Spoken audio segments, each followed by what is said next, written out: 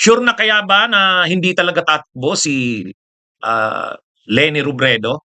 Hmm? Unang-una muna, saan galing yung balita na yan? Okay? Mga kabunyog, alam nyo naman ako, taga Naga City ako.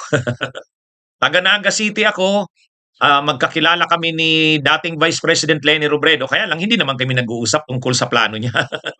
Ah, residente ako ng Naga City, so um, nakatira ako sa Naga City, nagtuturo ako sa Naga City, pero hindi ako masyadong aktibo sa politika sa Naga City. Eh siyempre si Leni Robredo, mayor sa Naga City, ah, sinuportahan siyempre ng Bunyog si Leni Robredo noong 2022. Magkakilala kami ni Leni pero hindi naman kami nag-uusap niyan. Hindi naman kami nagkikwentuhan. Hindi. Kaya lang anong nangyari? Yang nakikita niyo diyan, Robredo, tiniyak na hindi tatakbong Pangulo sa 2028. Re-election sa Naga City, 100% na. Tingnan nyo yung ano na yan, yung picture ni Leni. 45 doble pasada. Tapos tingnan nyo yung date sa kanan. Tuesday, April 21. Tapos tingnan nyo yung logo sa taas. WNX RMN. So sa madaling sabi, in-interview si Mayor Leni Robredo ng WNX RMN. Ang RMN ay local radio station ng Radio Mindanao Network. Yung Radio Mindanao Network, local radio station, in-interview nila si Mayor Leni Robredo. Tuloy, kilala ko pa yung mga hosts ng programa, si Ed Ventura at si Grace Inocentes. Ngayon, in-interview nila si Leni in Bicol. Actually, yung interview kay Leni, Bicol. Kaya pinakinggan ko yung interview. Ano ba talaga ang sinabi ni Mayor Leni? Ang sabi ni Mayor Leni Robredo, hindi na talaga siya. Sigurado niya na ang sarili niya. Hindi siya tatakbo sa national position sa 2028. Yan yung sinabi niya. Bicol.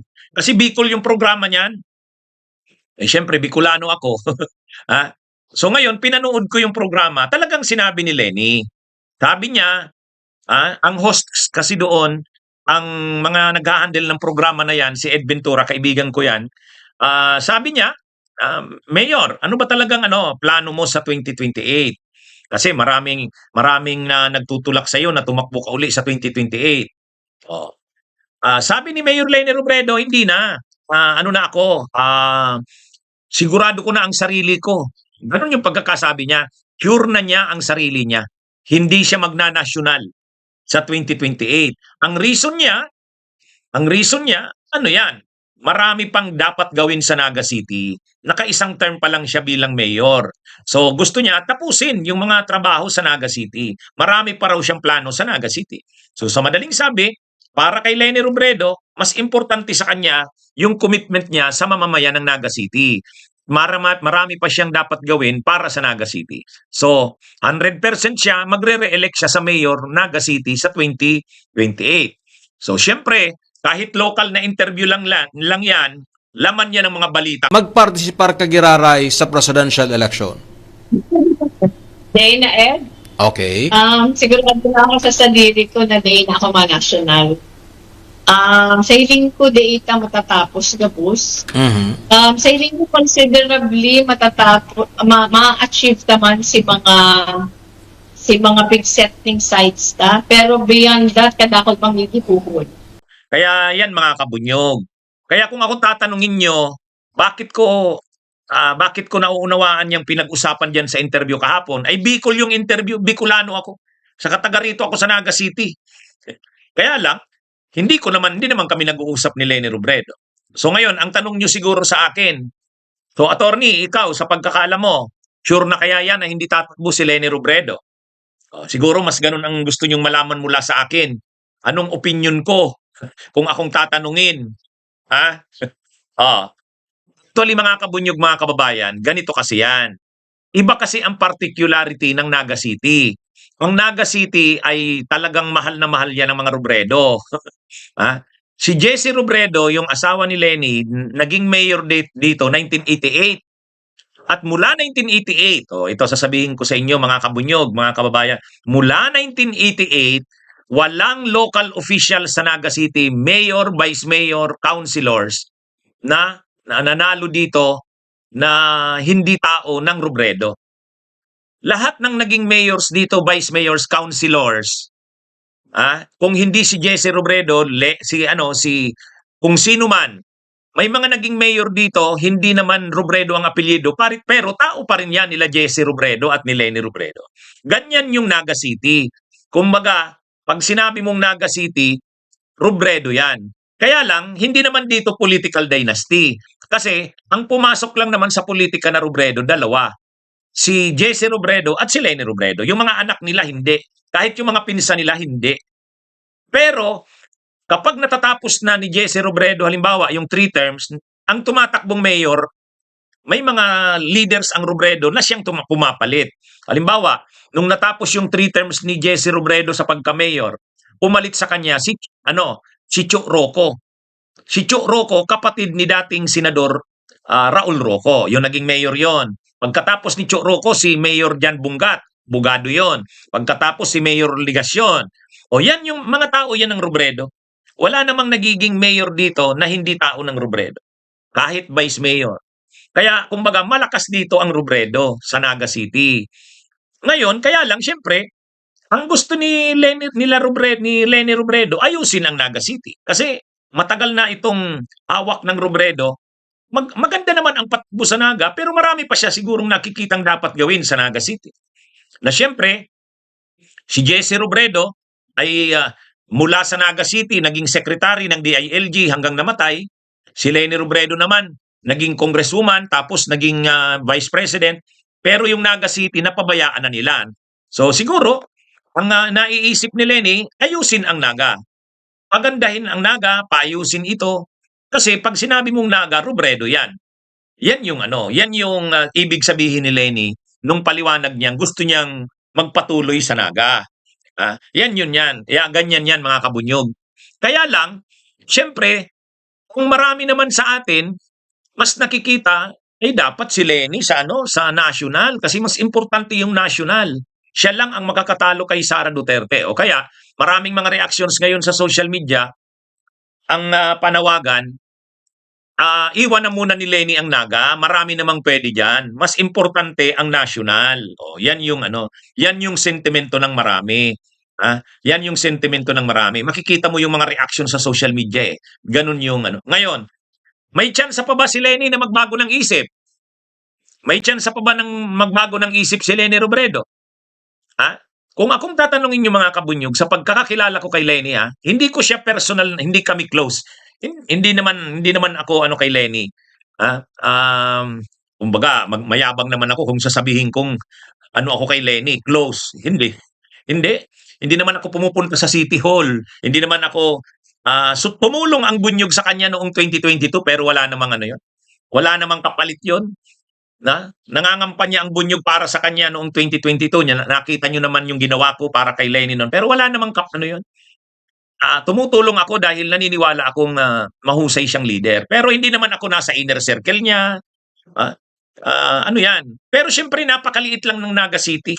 Napakaliit lang ng city namin. Kaya ko yan si Leni. Kumbaga namomonitor namin dito sa Naga. Lahat ng ginagawa niya. Halos yan eh. At saka napaka-hands-on talaga ni Leni ngayon sa Naga City. Talagang marami talaga siyang inaayos. Inaano niya talaga. Kaya lang, ang tanong siguro ninyo, Attorney Enzo, taga Naga City ka, kilala mo si Leni. Anong tingin mo? Magbago pa kaya ng isip si Leni? Itong sagot ko, una, kung lahat naman ng bagay, hindi pa naman permanente yan eh. Di ba? Bakit? Wala namang permanent sa mundo eh. Ibig sabihin, kahit yung sinabi na yan ni Leni Robredo na hindi na siya tatakbong presidente sa 2028, sinabi niya, sigurado na siya sa sarili niya. Pwede pa namang magbago yan. Di ba? Sa mga history ni Leni Robredo, ito sabihin ko, sa history ni Leni Robredo sa politika, bigyan ko kayo, kailan pumasok si Leni Robredo sa politika? 2013, tumakbo siyang congresswoman. 2016, tumakbo siyang vice president. 2022, tumakbo siyang president. Sa tatlong instances na yan, 2013, 2016, 2022, hindi naman madali ang pagdesisyon ni Leni.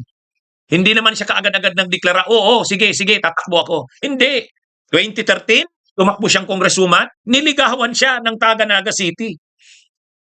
Ayaw niyang tumakbo noong 2013 kasi ayaw niya sa politika. Pagkamatay sa matagal kasing panahon na si Jesse Robredo, mayor ng Naga, hindi naman pumapasok si Leni sa politika.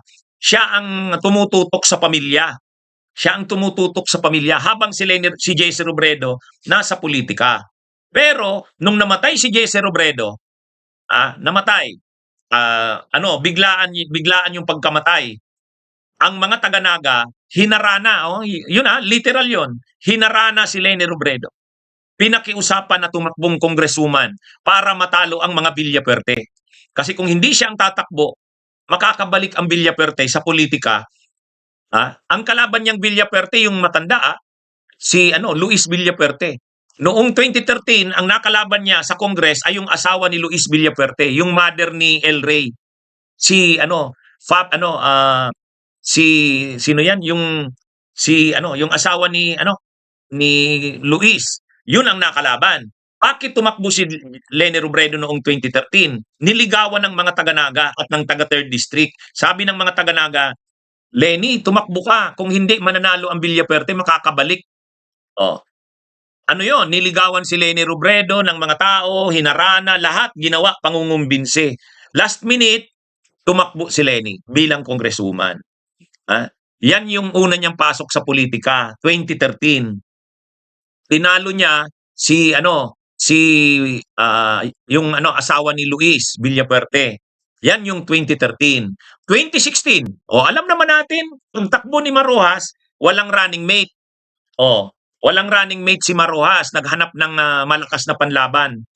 Niligawan na naman si Leni. Alam naman natin yan. Niligawan niya ng mga liberal, ng mga dilawan. Hindi naman kaagad-agad nagdesisyon si Leni. Grabing ligawan yan. Nag-decide na naman siyang tumakbo. Noong 2022, tagal din naman ni Leni nag-decide. Niligawan din yan ng mga tao hanggang sa makumbinse. Kailan si Leni nag-decide? Finally, October 2021, yung linggo na mismo ng filing ng Certificate of Candidacy. Kaya ibig sabihin, ang history talaga ni Leni, hindi siya madaling mag-decide. Pero kapag nakikita niya yung public clamor, nagdi-decide naman siya. Kaya, kung akong tatanungin, final na ba yan? Sa ngayon, ibig sabihin, ang pakiramdam ni Leni, ayaw niya nang tumakbo sa nasyonal. Sinabi niya naman yan. Kaya lang, kung tatanungin niyo ako, final na kaya yan, pwede pa yan magbago. Dahil nga yung sinabi kong history ni Leni, pagtakbo ni Leni congresswoman noong 2013, niligawan niya ng mga tao na tumakbo. Nung tumakbo siyang vice president, linigawan din niya ng mga LP at ng mga dilawan. Noong 2022, niligawan natin yan, mga kakampings. Di ba? Mahaba yan na prosesong pinagdaanan.